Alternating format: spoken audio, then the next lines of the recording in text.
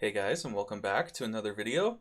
Today we're going to be talking about Heroic Guardian of the First Ones. So this fight is boss number 7 in the raid. A lot of people won't get here on their first night. You might be able to get here on your second night, or maybe Painsmith becomes like a really hard wall for your guild and you don't end up getting here for a while. My guild happened to kill this last night, so I'm going to, hopefully show you guys what we did and maybe give you some tips and tricks to kill it when you guys get here as well, right? So I'm going to try and keep most of the stuff in this video general as well, like I did in my Painsmith video. Again, there might be a couple Shadow Priest things in here, specifically because I main a Shadow Priest, and most of my viewers are Shadow Priests, right? But yeah, I will try to keep most stuff general in case you want to, share it with your guild or share it with your friends or whatever to help them, right? So let's just get right into it. There's really not too much going on in this fight.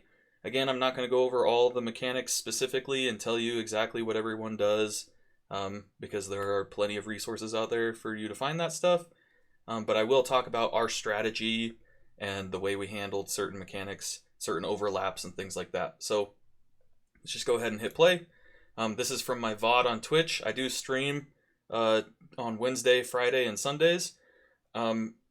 Although last night when we did our first night of this, the stream was kind of rough, so hopefully I don't have these FPS issues in the future, but if I do, I might end up having a hard time streaming some of these until I can, manage to get a new PC or something. So there's the Sentry thing that flies around. You just need to not stand in the circle. It will silence you. Those threat neutralizations are super easy. You just take them out of the raid. These are them. And then the way we handle the tank mechanic, there's a slam that the tank does, or that the boss does on the tank. I don't remember what it's called. Obliterate, maybe? What we do is we assign groups. So up here in the top left, when I hit play, you'll see I have an ERT note. It says left 135, right 246. And basically what we do is, depending on what raid group you're in, you stand on either his right leg or his left leg, okay? So we marked somebody in groups. So this Sin guy, he's our healing officer. We marked him with a circle. So groups 6, which is his group, 4, which is my group, and 2, which is our raid leader's group, are all going to stand on him. We're going to stand on his right leg. And then the other 3 groups are going to stand on his left leg. This way, it makes this mechanic so much easier. A lot of groups will be like, okay, we want these people to run in for this obliterate, these people to run in for that obliterate. If you just stand on his legs, then the tank can just turn the boss every time the obliterate happens, and you don't have to worry about people running around. You just stand there and get hit, right? So if you'll watch, I'm standing on this circle guy. We put the first one on the other group, put the second one on this group, and we're just fine, right? And then you take the Sunder back out of the raid. That's how you handle that mechanic. It's super, super easy. And then we're about to have our first purging protocol. When he hits 0 energy over here, you'll see he starts casting it. Depending on how good your healers are and how much DPS you have, you want to soak as many of these as you can before you go into this pillar thing. So what we end up doing is 2, and then we go in. We could maybe manage a 3rd, but you take more damage every time. So it's not guaranteed that we can take a 3rd. And then right here, you get these bombs on you while you all need to stand in this circle, right? If you're outside of the shield, you'll always die, pretty much. You can maybe take 1 tick outside of the shield, but you'll die after that. So then what we do is we take these 3 circles and we make like a triangle away from the raid, right? So I'm taking it like down here. Somebody should take it over here in this empty area, and then this guy should run straight up so that it's all on this side, and then these people can all be still in the shield, right? And then after these bombs go off, there's going to be a line, a frontal line that's going to target somebody. And what you want to do is you want to, this disintegration beam, you want to dodge inward, right? So there are times where the beam is like cut through the circle in such a way that you could dodge outward and still be safe, but it's way safer to just dodge inward every time. And then when it explodes, it does some damage, so you want like if you're a Shadow Priest, you can fade that. That's a really good use for it. But then there are times like this right here, that threat neutralization just went off. which means there are 3 people, Stumble, Salis, and Morkster, who just took a bunch of damage right there.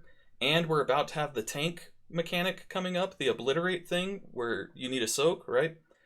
So if you're targeted by that threat neutralization, and then you immediately are doing this Obliterate thing, you need to have some way to reduce damage or get your health back up or something, because if you're at like how much health Stumble is at right here, and you get hit by this Obliterate, you're probably going to die unless you have, you know, some kind of defensive, like Fade.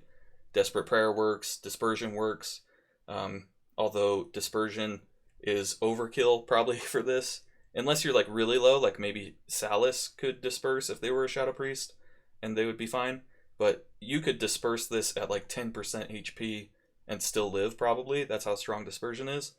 So there's really nothing else to use Dispersion on in this fight, because like that's like the most damage that ever comes out at one time. It's kind of bursty. So yeah, this is a fine time for Dispersion, but yeah. I mean, some kind of defensive, Fade for Shadow Priests, or like Barkskin would be good for a Boomkin. You could alter time it if you're a mage, or something like that, right? What other defensive are, Exhilaration, maybe? I don't know if anybody's playing Hunter this tier, but yeah, so this Obliterate comes out. It hits those guys first. We put an AMZ down. You can see Stumble is really low from that. And then it hits us, and we're all really low, right? And then, yeah, we're just into the next thing. So this Sentry we need to watch out for. It does a significant amount of damage. That's the beam. It targets somebody. You just run out of it. Super easy. And also, I'll mention, you can stand in this circle anytime, right? As long as the actual boss does not go in that circle, anybody can stand in there, and it won't get rid of the pillar or anything. It's totally fine to stand in there. So if you're like dodging that beam, and you can run into the circle, and you'll be just fine. A lot of people are like, oh, the beam's coming out, I have to run away from the circle so that I don't do something to it, but nothing happens. You can just run into the circle. It's totally fine. Same with these bombs, right? This bomb on Kalamazi, this threat neutralization over here. You guys can just take those into those circles, on Heroic at least. It might change in Mythic because you have to like get rid of their energy or something. There's some Mythic mechanic that changes that, but at least in Heroic, feel free to take those bombs in there. You don't have to like, they're not off limits is what I'm saying. So these bombs come out, they run away. Super simple. We're all stacked up on the feet again. He's about to hit 0 energy, so he's going to start another Purging Protocol. And this time, okay, so we get another threat neutralization. And this time, we'll likely only take 1 Purging Protocol. I'm pretty sure that's what we ended up doing, because this one is more sketchy, right? Oh, maybe we do end up taking 2. Oh no, he runs them in at the last second. Yeah, so we take 1 Purging Protocol right there, because our damage... So the reason you want to take multiple Purging Protocols, and you can see we're doing the threat neutralization thing again, you want to take the boss into the pillar as late as possible, so that you can have as much damage as possible on him, right? Because there's a soft enrage. When you have no more pillars left, he'll eventually cast Purging Protocol, and you won't be able to protect yourself from it, right? So what you want to do is you want to use these pillars at the last second every time, right? So that you can, at the end of the fight, when you have no more pillars, he is at lower HP, so that you can kill him before he casts his last Purging Protocol. That you can't protect yourself from, right? But our damage was good enough that, so usually, like, if this is a really, really hard fight for you, you might want to try 2 Purging Protocols every single time before you pull him in. But for us, our damage was good enough that we were significantly beating the DPS check, which means that we could only do 1 Purging Protocol here and then pull it in, and we'd still have enough time at the end to kill him, and we're more healthy, right? Our healing officer was not very happy with how we were doing this fight, just because, like, if you're doing 2 Purging Protocols every time, it's pretty sketchy. He was advocating for a 6th healer instead of just 5, right? So we're 5 healing a 27-man raid, right? You might want to 6 heal it if you have 27 people in your raid, at least according to our healing officer. And I trust him, so. Okay, so yeah, then you get this disintegration beam again. You just run inward. My vampiric touch is about to fall off, so I should re-up that. You get another bomb. The bomb goes on me, so I just run out. Need to make sure I don't walk into that thing. I almost die here. Because I was... Let's go back just a little bit. Yeah, so when this beam... Oh, we went back way too far. Let's go back. Let's go forward. Okay, this bomb on me. I'm at just over half health. I'm at like 75%. Oh, now I'm at half. Yeah, okay. So that is a bad overlap. That would be a good time for dispersion. Or, yeah, definitely dispersion. Because when that thing explodes, it does a lot of damage. I had the bomb on me that does a lot of damage. And I nearly died, right? So I should have dispersed that. We get an obliterate. We get another obliterate. And again, we're just standing on his legs so that the tank can turn it. Super easy. And then I position over here because I was with the wrong group right there. And I want to be close to this thing. The disintegration beam comes out, easy to dodge. Another threat neutralization. And yeah, this is pretty much the whole fight. It's pretty simple. It just becomes a DPS race at this point. You need to kill him, before his final purging protocol. So he does another purging protocol here. We're going to let this one go off. If you're low before this goes off, like that Vera guy who just died, you need to use a health pot or a health stone or something to get yourself back up, because that does a lot of damage, right? Yeah, so then we get another disintegration beam. We run in, and you can see some people are dying right here, just bleeding out, right? And this is a good reason to bring a 6th healer, right? If we had 6 healers here, I barely survived that, right? If we had 6 healers here, then instead of these 4 people dying and everyone being kind of sketchy, it would be a lot easier. And we were beating the DPS check pretty significantly anyway. So again, if you're low here when this obliterate comes out, like me, I disperse this. You should, use some kind of defensive so that you don't die to that. And then as you can see, there's no more pillars, right? So when he hits 0 energy right here, he's going to start casting Purging Protocol.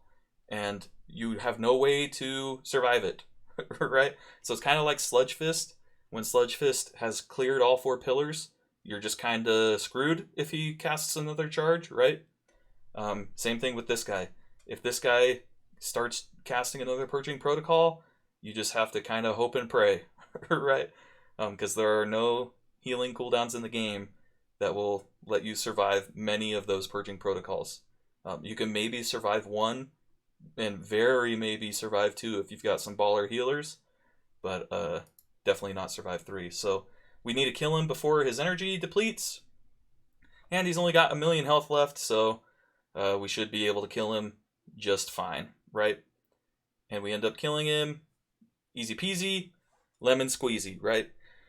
So hopefully this video helped you guys. Let me know if I missed anything, or if you feel like we should have handled mechanics differently or anything. If you liked the video, leave a like. If you really liked it, feel free to subscribe.